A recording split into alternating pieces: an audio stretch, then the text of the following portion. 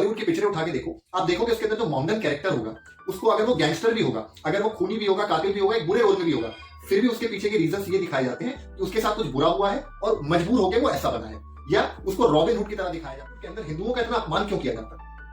ये अपमान का दौर शुरू होता है 1950, 60, 70 से, जब बॉलीवुड के ऊपर हाजी मस्तान और दाऊद इब्राहिम जैसे लोगों का। IIM रोहतक के प्रोफेसर धीरज की रिपोर्ट कहती है कि 1950 से लेकर 2010 तक की फिल्मों में 74% सिख कैरेक्टर्स का मजाक उड़ाया जाता है, यानी उन्हें एक जोक के तौर पे इस्तेमाल किया जाता है, उनको एक हंसी के पात्र के तौर पर इस्तेमाल किया जाता है। वहीं 58% करप्ट पॉलिटिशियंस के नाम हिंदू कम्युनिटी के लोगों पर होते हैं, और खासकर हिंदू ब्राह्मणों पर। और वहीं जो करप्ट बिजनेसमैन या करप्ट लोगों का कैरेक्टर दिखाया जाता है, उसमें 62%, यस 62% लोगों के नाम हिंदू समाज के वैश्य कम्युनिटी के लोगों के नामों पर रखा जाता है, अग्रवाल, बंसल, इस तरीके से।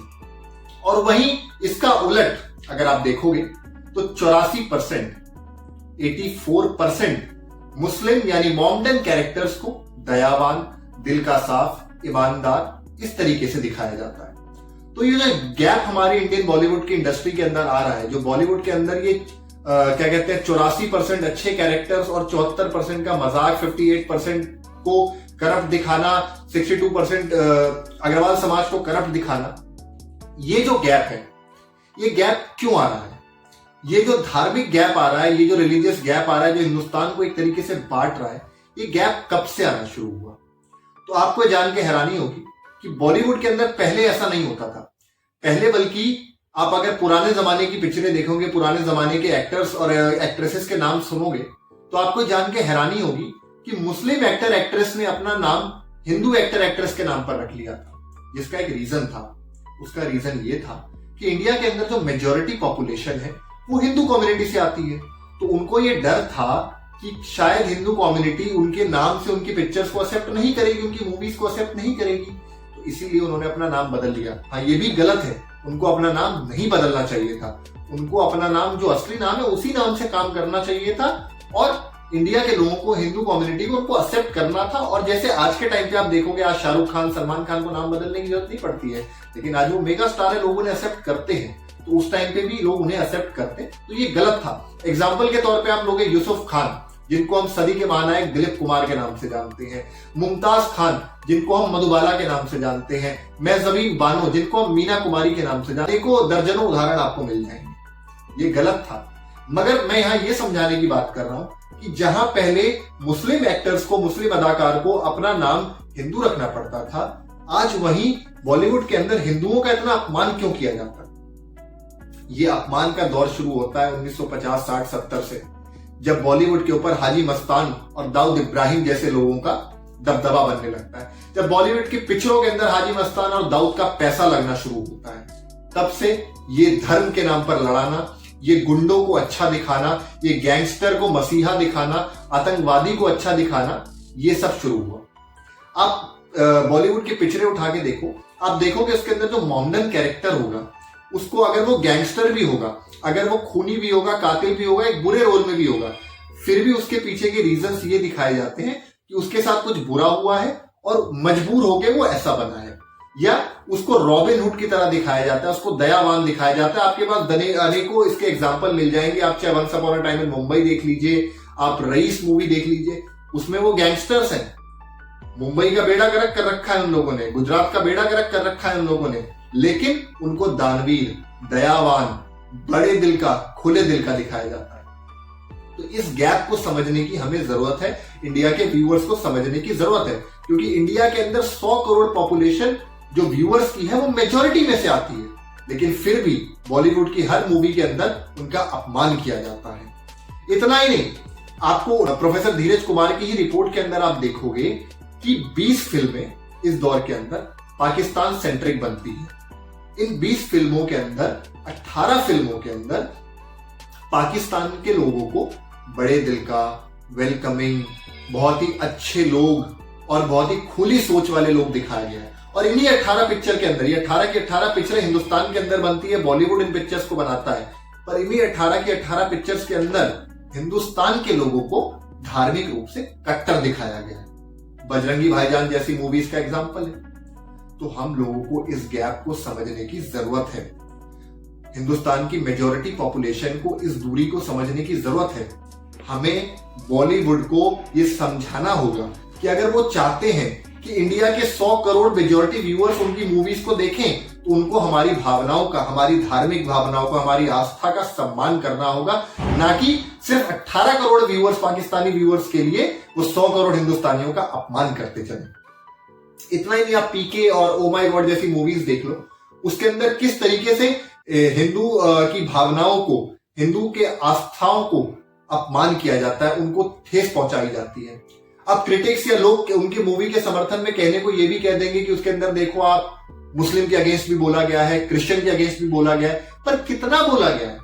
मैं आपको गारंटी देता हूं, आप पीके और ओ माय गॉड का मैं एग्जांपल दे रहा हूं, उस मूवी को अगर परसेंटेज में बांटोगे तो आप देखना उसके अंदर 80 से 90% हिस्से में सिर्फ हिंदुओं के बारे में ही गलत दिखाया गया है।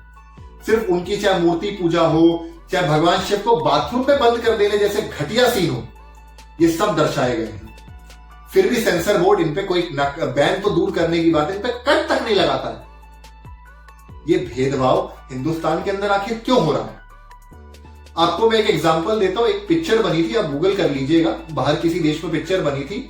वो पिक्चर एक फादर के ऊपर बनी थी, जो रियल लाइफ स्टोरी थी। एक फादर ने चर्च के अंदर सेक्सुअल रिलेशनशिप बनाए थे, रेप चार्जेस थे उस फादर के ऊपर, उसी के ऊपर एक मूवी बनी थी। वो मूवी का बाहर भी विरोध हुआ, क्रिश्चियन लोगों ने इसका विरोध किया, मगर सारी अदर कंट्रीज में वो मूवी दिखाई गई, थिएटर पर रिलीज हुई। मगर अगर इंडिया की बात बताऊं तो इंडिया के अंदर सिर्फ कुछ परसेंट लोग, डबल डिजिट के अंदर भी नहीं है, कुछ परसेंट लोग क्रिश्चियंस हैं। उनकी भावनाओं को ख्याल रखते हुए उस मूवी को इंडिया में बैन कर दिया जाता है। लेकिन बजरंगी भाईजान, रईस, ओ माय गॉड, पीके और ऐसे दर्जनों एग्जाम्पल है, इन मूवीज को बिना किसी रोक टोक के, बैन तो दूर, बिना किसी कट के रिलीज कर दिया जाता है। और हम लोग, मेजॉरिटी के लोग जाके इस मूवी को देखते हैं और हिट करा देते हैं। हमें इन चीजों को समझना होगा। ये सब एक सोची समझी साजिश के तहत किया जाता है। ये सब हमारे माइंड को डाइवर्ट करने की वजह से किया जाता है। हमें धार्मिक रूप से असमर्थ बनाने के लिए किया जा रहा है। हमें इन सारी चाल को समझ के मूवीज को ढंग से एनालिसिस करके देखना होगा। आपको मैं एग्जांपल देता हूं, आप साउथ की मूवीज देखिए।